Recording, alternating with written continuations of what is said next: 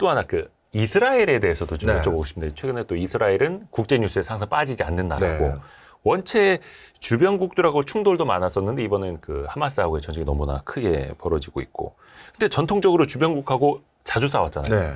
근데 이게 이스라엘이 대표적으로 창업을 많이 하는 국가, 네. 스타트업이 많은 나라잖아요. 네. 이거랑 전쟁이랑 맥이 닿는다면서요? 네, 맥도 답니다. 이스라엘은 우리가 대표적으로 군인의 나라 그러면 미국 꼽잖아요. 군인의 나라. 네. 네. 미국이 진짜 군인의 나라라고 해도 과언이 아니거든요. 그런데 또 다른 군인의 나라를 꼽으라면 이스라엘이에요. 이스라엘은 원래 거기 한 2000년 이상 살던 애들한테 가가지고 저 죄송한데 여기 2000년 전에 제 땅이었는데 팔레스타인 사람들에게 네. 네. 그렇게 해서 들어가 앉은 거잖아요. 예. 원래 영국이랑 네. 국제사회에서 이스라엘에게 너 우리 전쟁도 도와주고 군자금도 많이 대주고 했으니까 독립국가 하나 지정해 줄게 했었을 때 네. 그때 지정해 주려는 나라는 우간다의 일부 땅을 주려고 했어요. 이스라엘 국민들에게 유대인들에게 예. 저쪽 지역에 가서 살아. 우간다 일부 땅을 줄 테니까 싫다고 했어요. 예루살렘이 있는 그렇죠. 글로 가겠습니다.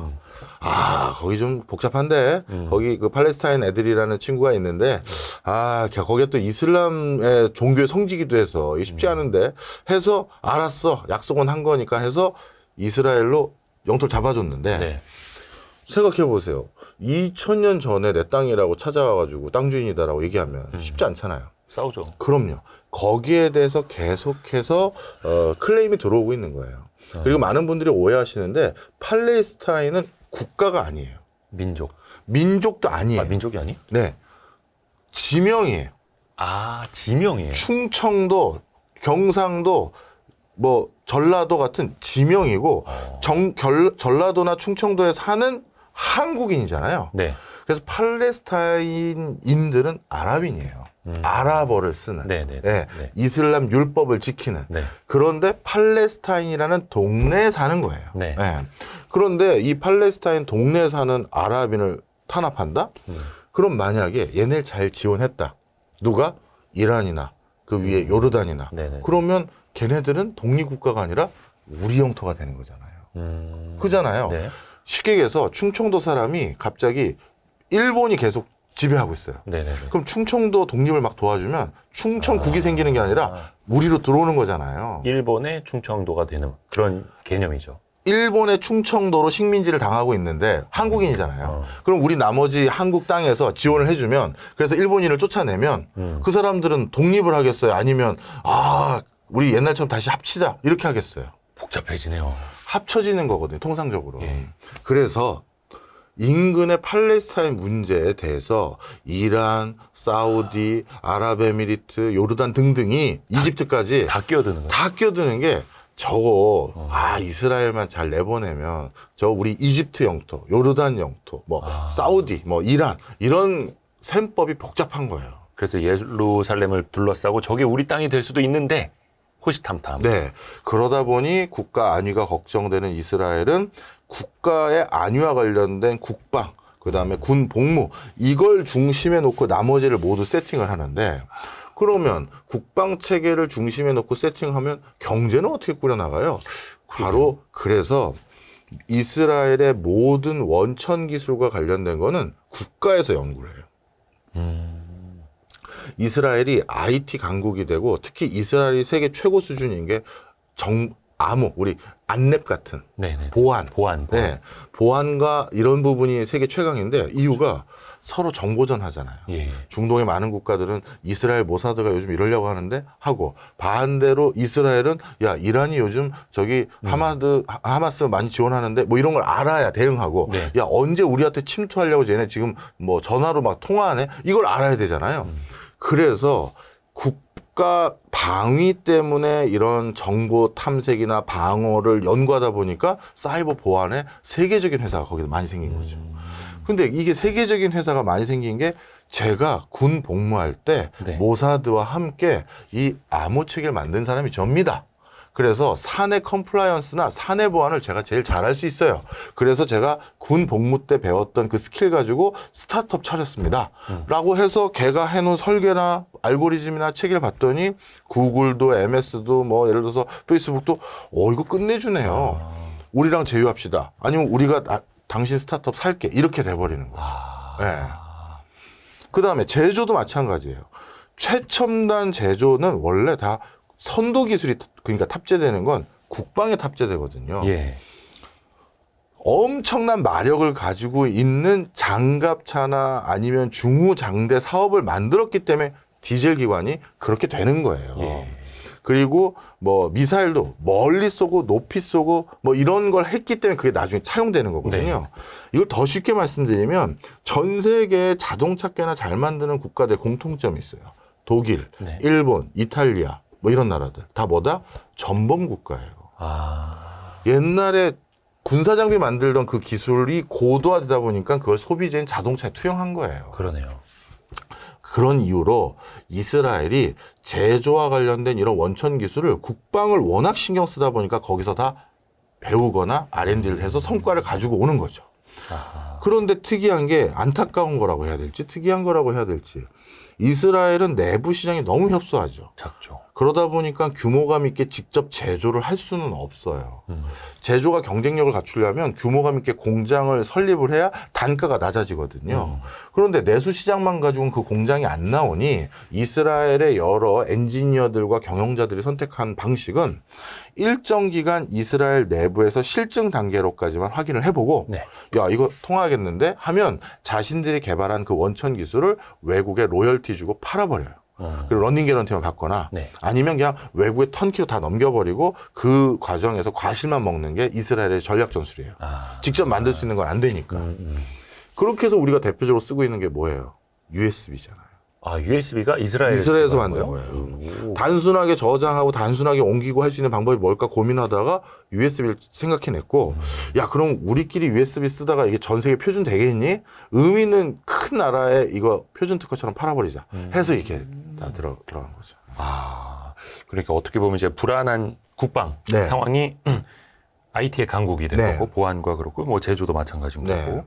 근데 이제 이스라엘이 아까 군인의 나라, 국방이 중심인 나라라고 네. 표현을 해주셨는데 여기는 여성도 징병제로 의무 맞아요. 복무해 2년인가 남자가 3년, 여자가 2년. 그게 또 어떤 트릭인지에 따라 또 달라요. 그래요? 네. 트랙에 따라서 네. 뭐 장교로 갈 거냐 뭐 다 예, 다르겠죠. 그리고 고등학교 졸업하면서 아주 우수한 애들은 바로 국방과 같이 대학 교육 같이 하는 데로 보내버려요. 걔네가 초슈퍼 엘리트들이에요. 예. 완전 엘리트는 네. 더 더 복무를 봉이 길게. 길게 하는 거죠. 예. 사회에 나가서 뭐 창업회가 아니라 예. 일단은 군대에서 길게 일하고 나가서 그 다음에 창업회 예. 이렇게 되는 그게 또 그래서 그것 때문에 있는 특이한 현상이 있는 게 우리나라는 죄송하지만 학교 어디 나오셨어요? 본 것 같은데? 막 그러잖아요. 네, 네. 이스라엘은 그게 아니야. 군부대 어디였어? 이게 그 커리어 패스의 시작이야. 그 바로 이제 충성 선배 그러면서 김병장님 충성. 저 정보부에 있었는데 정보부야 나도 정보부인데 하면서 그럼 IT 업계끼리 가서 노는 거고 뭐 이렇게 돼 진짜로요. 예. 그래서 거기는 군 복무를 뭐로 했느냐가 자기 인생의 제일 중요한 커리어 패스 중에 하나예요. 그러니까 어느 학교 나왔니보다 예. 어느 군대 나왔니. 병과 뭐야? 병과 뭐니. 포병이야 뭐 정보야 예. 뭐야. 예. 예. 그럼 이제 운전병이요. 근데 군대 문화도 일방적으로 이제 우리나라는 네. 일반적으로 네. 일방이 명령을 하는 체계잖아요. 상명 하복. 네. 네. 위에서 말한 대로 밑에는 이제 따라야 되고 그게 네. 곧 목숨이고. 예. 근데 이스라엘은 군대 문화가 상명 하복이 아니라고요? 이게 좀 독특해요. 그 질문 그 얘기하면 나니까 생각났네. 아까 여성 대답을 안 했다. 이스라엘은 커리어 패스의 제일 중요한 경로이자 국가의 가장 중요한 헤드가 되는 경로가 군인인데 예. 여성을 배제하면 되겠어요? 안 되죠. 그러니까 여성도 나도 사회 군대 진출. 갈래. 그 목소리 같이 나오는 거지. 여성들도 나도 군대 가야죠.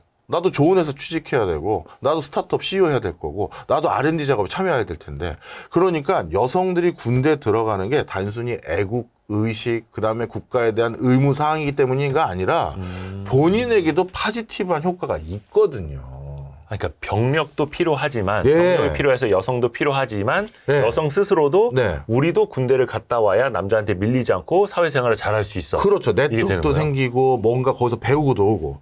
자, 그럼 우리나라도 조만간 이렇게 학력 인구가 줄어들면 병력 모자르잖아요. 그렇죠. 그런데 병력 모자르니까 여성들 다 군대 가세요 하면 여성분들이 다 찬성할까요? 아니잖아요. 난리 나죠. 네. 네. 그런데 이스라엘은 왜 그러냐? 군대를 갔을 때 파지티브하게 얻을 수 있는 게 있으니까 거긴 찬성하는 거예요. 이게 보이지 않는 이면에 있는 거예요. 근데 이 얘기를 안 하고 우리나라에서 가끔 그 소리 하잖아요. 이스라엘도 다 여성들이 군대 가는데 뭐 이렇게만 얘기하면 이게 뭔가 안 맞는 거지. 예. 근데 이스라엘에서는 거의 군대 안 갔다 오면은 사회생활 자체가 어렵겠네요. 그렇죠. 일정 부분 이상을 못 가는 거죠.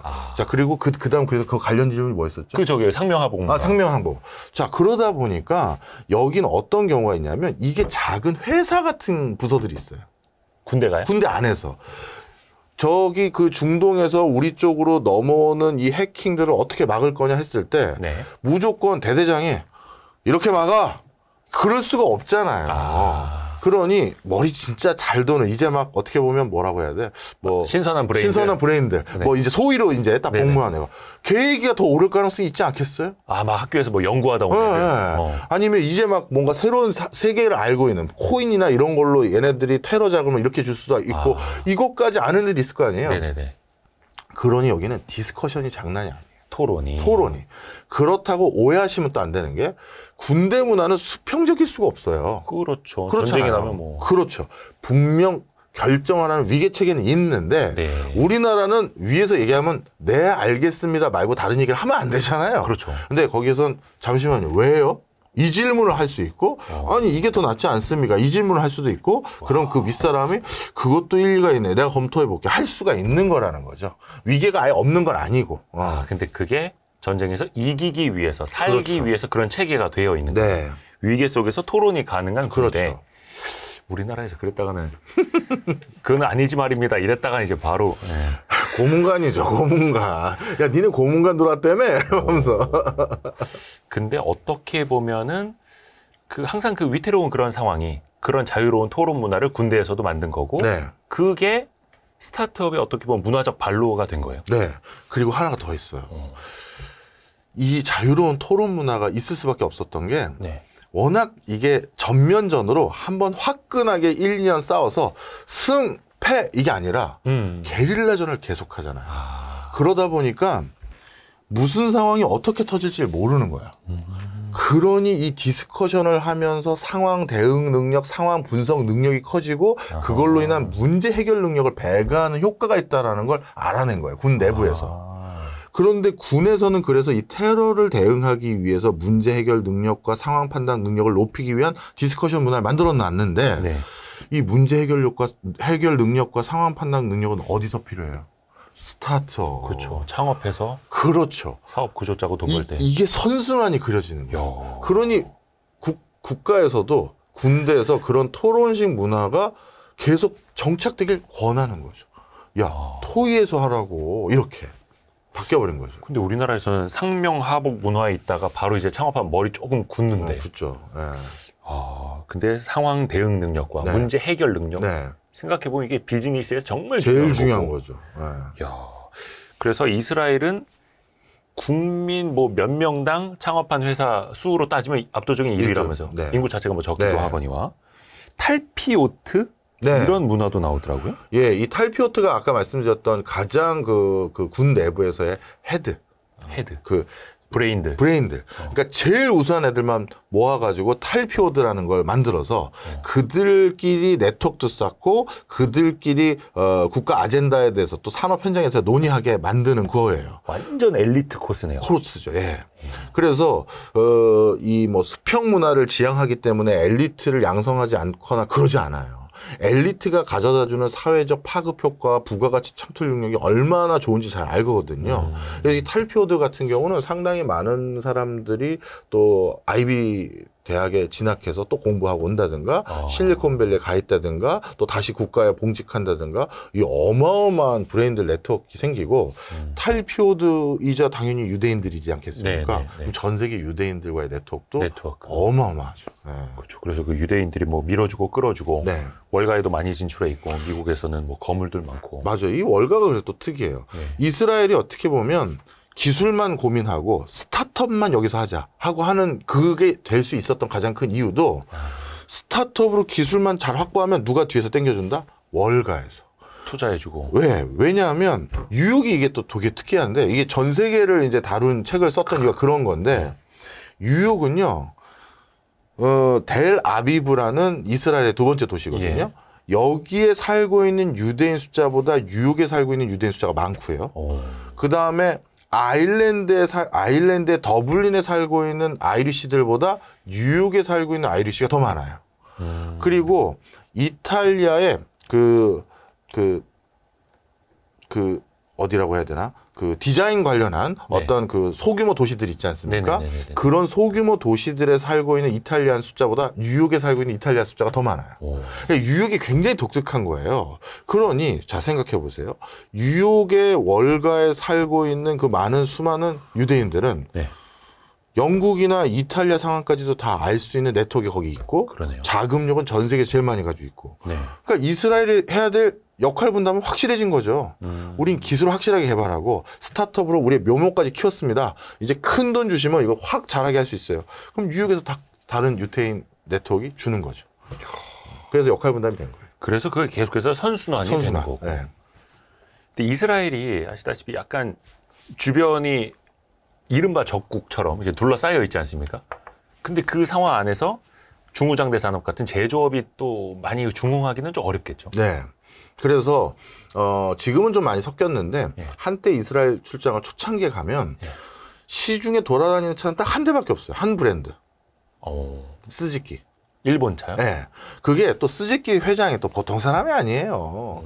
이 사람이 이스라엘한테 가서 흔히 말해서 뭐 유튜브니까 공중파 아니니까 네. 쇼당을 본 거예요. 야, 너희 조그만 땅에 전 세계 자동차 브랜드를 다 들어와 봤자 그 부품 교체할 때마다 니네들한테 갑질한다. 3배 받고 4배 받고 이렇게 스즈키에게 통을 넘겨. 내가 다 싸게 해줄게. 그래서 한동안 이스라엘에 돌아다니는 차 2대 중에 한 대는 다 스즈키였어. AS 센터도 막 통일하고 통일해주고 막 벌크로 부품 갖다 주고 막 기술 이전 같이 뭐 해주는 것도 해주고 해서 그걸로 제조가 그만큼 영향이 환경이 안 되는 거죠. 그래서 그럴 정도로 그게 안 되다 보니 이렇게 들어온 국가들도 많고 하는 상황이었는데 지금은 그냥 뭐 워낙 글로벌 유통망이 이제는. 빵빵하니까 지금은 현대차도 많이 보이고 그래요.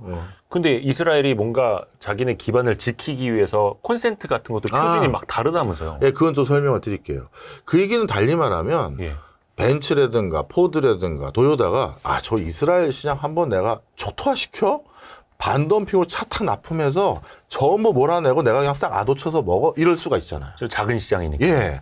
그거를 어떻게든 지켜야 자동차와 관련된 부품 회사 창업도 여기서 일어날 거고 새로운 실험도 여기서 생길 거 아니에요.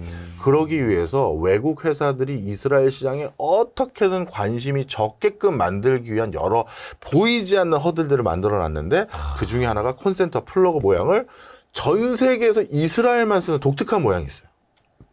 그럼 어떻게 되느냐? 예를 들어 우리 삼성으로 따지면 네. 삼성의 어느 해외 주재원 파트에서 네. 파트장님이 야 우리 뭐 웬만한 전 세계 국가 다 수출하고 있는데 매출 신장할 만큼 해서 또 들어갈 나라 없어? 이스라엘 안 들어갔는데요? 그거 좋다. 거기 TV 좀 팔아보자. 야 시장 조사 해봐. 했는데 전체 인구수는 얼마 안 되는데 야 그럼 갖다가 그래도 팔아. 근데 문제가 있습니다. 왜? 이스라엘은 콘센트가 특이하게 생겼어요. 다 바꿔야 됩니다. 110V에 220이야. 그거 갖다 주면 되잖아. 아니에요. 여긴 되게 특이해요. 그래? 그럼 이걸로 또 만들어야 돼? 시장 규모 얼마라고? 야, 접어. 이걸 원하는 거예요.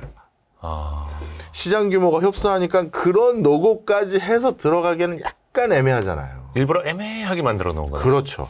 그래서 자국 내부 시장은 지키면서 요 지켜준 시장으로 딱 실증까지만 해보라는 거죠. 스타트업들이. 네, 써보게끔 하는 그거 해서 나가라. 그러니까 국가를 철저히 생태계 관점에서 디자인한 나라가 이스라엘인 거예요. 그러네요. 그 이스라엘 내수를 어떻게 보면 이제 테스트 베드로 활용하도록 그렇죠. 하고 이걸 기반으로 해서 세계로 나가라. 그렇죠. 그러니까 본인들의 당면 과제들을 해결하면서 자연스럽게 파생될 수 있는 것까지 다 디자인한 거죠. 우린 군대가 중요해. 그럼 군대에서 경제와 결부시켜야 되고 군 생활에서 경제와 관련된 노하우와 경험을 쌓게 해야 되고 그렇게 해서 경제활동은 어디까지 하면 월가나 이런 데서는 어디까지를 하게 되고 그러면 이 나라에선 테스트베드, 실증이라고 하는 그걸 해야 되니 이게 다 디자인이 된 거예요. 이야, 신기하네요. 근데 이게 지금 하마스하고의 전쟁이 꽤 오래 가네요. 네. 이게 하여튼 빨리 좀 끝나긴 끝나야 될 텐데 이스라엘 경제 자체는 어떻게 좀 영향이 없을까요? 영향이 있을 건데요. 이거는 경제에 대해서 주안점을 둔 포석이라기보다는 오히려 자신들의 또 국방, 안보에 대한 걱정을 많이 하는 거예요. 미국의 정책 기조가 오바마 때부터 바뀌었어요. 네네네. 외국에 이제 더 이상 우리가 크게 신경 쓰지 말자. 미국의 정책 기조가. 네. 특히 가장 외국에 신경 썼던 곳들 중에 하나가 중동 지역인데 왜냐하면 석유 패권을 미국 계속 가져가야 되니까. 그렇죠. 그런데 셰일 혁명도 그렇고 신재생 에너지에 대한 테마도 그러니 저 나라들 우리가 그렇게 계속 신경 쓸 이유가 별로 없네. 그래서 중동 지역에서 발을 빼려고 했는데 네. 어떤 큰 형님이 와서 야 니들 싸우지 마. 여기 넌 이 테이블 넘어가지 말고 넌 여기까지만 써. 이렇게 교통정리 해줬으면 그 정리한 내용이 원하지 않는 내용이더라도 우리가 따르잖아요. 형이 쳐다보고 있으니까. 네. 근데 형이 발을 빼겠대. 그러니 밑에서 그냥 난리가 나겠죠. 네. 그래서 오바마 행정부 때 큰 그림을 그려줬어요. 아브라함 협정이라는 걸 체결하자. 이 아브라함이라고 이름을 정한 이유가 아브라함은 세계 3대 종교의 공동의 조상이잖아요. 네. 유대, 이슬람, 그다음에 기독교. 그래서 아브라함 협정 이름 딱 나오죠. 니들 다 원래 한 식구였잖아. 나 이제 갈 건데 야 싸우지 마. 사이좋게 지내. 그래서 이스라엘 너 일로 오고 그다음에 저기 시아파, 수니파, 종주국인 이란, 사우디 다 와. 이거 합의해야 돼 이제. 나 여기 없어. 니들끼리 이걸 가지고 이제 잘 지내야 된다 하고 빼려고 했더니 제일 걱정이 이제 이스라엘. 여기 유대는 나밖에 없고 쟤는 다 아랍이에요. 왜 이래? 이러고 있는 거죠. 네. 그래서 유대인들은 이 아브라함 협정이라는 걸 원하지 않았어. 그런데 대통령이 바뀌었잖아요. 트럼프로. 네. 트럼프는 이 아브라함 협정의 체제는 인정해요. 본인도 미국이 이제 여기서 발 빼는 건 동의하는데 네. 그 세부 방식, 전술이 달라요. 오바마한테 이렇게 얘기하는 거죠. 야, 너 이렇게 이상주의자냐? 다 잘 지낸다는 게 말이 될 것 같아? 그거 말도 안 되는 소리 하지 마. 너 현실을 모르니 현실의 평화가 지키려면 적을 하나 만들어줘야 돼. 그래야 팽팽한 긴장감 속에서 이게 유지가 되는 거지. 이 바보 같은 놈 하면서 어떻게 했다? 시아파는 빼고 아브라함 협정을 하자. 일부러. 순위인 사우디는 워낙 아주 뭐랄까 혈맹 관계니 예. 사우디에다가 나머지 순위파하고 이스라엘만 붙이고 그리고 니네 이란은 안 돼. 빠져. 하고 이란의 핵협정을 일부러 다 처리해버리고 그리고 이란의 그 국가 영웅이라고 불리우는 총사령관을 드론으로 그냥 저격해버렸잖아요. 네네네. 트럼프 대통령이. 전쟁을 부추긴 거죠. 어떻게 보면. 긴장 관계를 그렇죠. 만들어 놓은 거예요. 만들어 놓은 거예요. 그래서 요렇게 대립각을 딱 세워줘야지 우리가 빠져도 지네들끼리 아 쟤도 만만한 애가 아니고 말이지 우리도 만만한 사람이 아니고 이렇게 되는 거지. 그거 다시 잘 지낸다고 하면 될 것 같아 이렇게 생각한 거예요. 트럼프는. 그런데 다시 바이든은 오바마랑 같은 연장선이잖아요. 아 이란 우리 다시 경제 제재 풀게. 다시 잘 지내보자. 그럼 니네 원하는 게 뭐야? 했더니 이란이 보기엔 얘네들이 이거 뭐 대통령 바뀔 때마다 우리 가지고 노는 것도 아니고 좋다. 경제 제재 풀어서 우리 이란 석유도 다시 사준다고 하니 우리 원하는 거 하나야. 핵 만들게. 그래서 그 우주 발사체 연구마저 하게끔 한다고 했고 핵융합 시설을 만들겠다고 한 거예요. 근데 핵융합 시설과 우주 발사체 두 개 있으면 이거 딱 붙이면 끝나죠. 끝나는 거거든요. 네. 그거를 허용해달라고 하니까 바이든이 계속 야 이거 말고 다른 거 가져와봐. 우리 이제 다시 잘 지내보자. 네네네. 이러고 있는데 그게 안 되고 있는 사이에 이스라엘의 정책 기조가 이러다가 진짜 다 화해하고 잘 지낼 수 있다고 미국이 착각하는 것 같다. 내가 도발을 걸어줄게. 트럼프처럼. 그래서 어떻게 했냐면 이스라엘 이건 이란의 주장이에요. 뭐 제가 이거는 이란의 시각. 이란의 시각. 예. 이란의 그 브레인이라고 불리우는 핵물리학자이자 국방부 차관이 있어요. 예. 이 사람이 얼마 전에 또 암살당했어요. 예. 그걸 이란 총리가 뭐라고 했냐면 이스라엘 소행인 걸 우리는 알고 있다. 모사드가 한 걸 알고 있다. 우린 반드시 보복하겠다. 한 거예요.